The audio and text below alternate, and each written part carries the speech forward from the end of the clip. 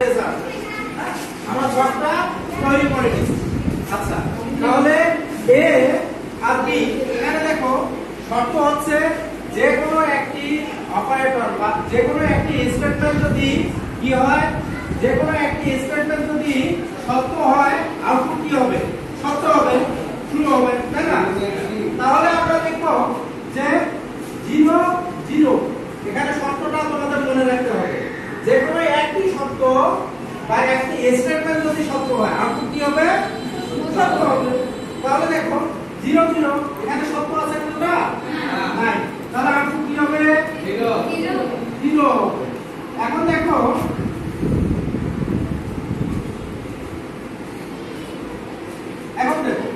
এখানে তাহলে সেম এটার মতো করে দেয় 0 1 কি হবে? আউটপুট 1 কারণ কি?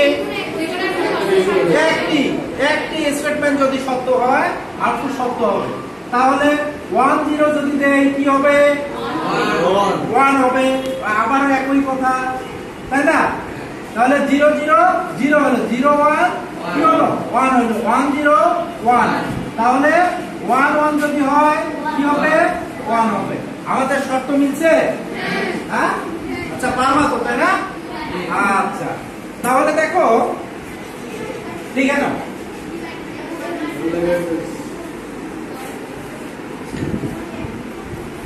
দ্রুত লিখে নাও, এটা প্রুফ দেবে।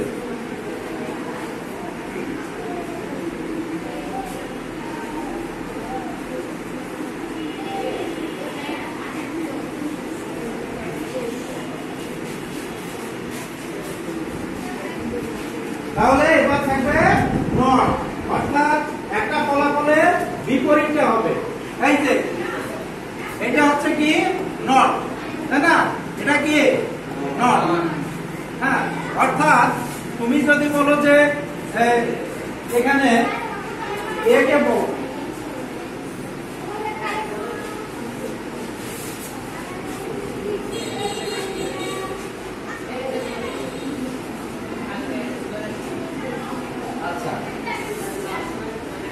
এখানে যদি 0 হয় এখানে কি হবে?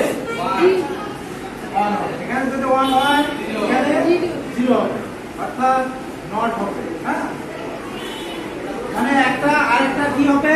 বিপরীত হবে। একটা কি মানে নির্দিষ্ট যে ফলাফল আছে এই ফলাফলটা কি হবে?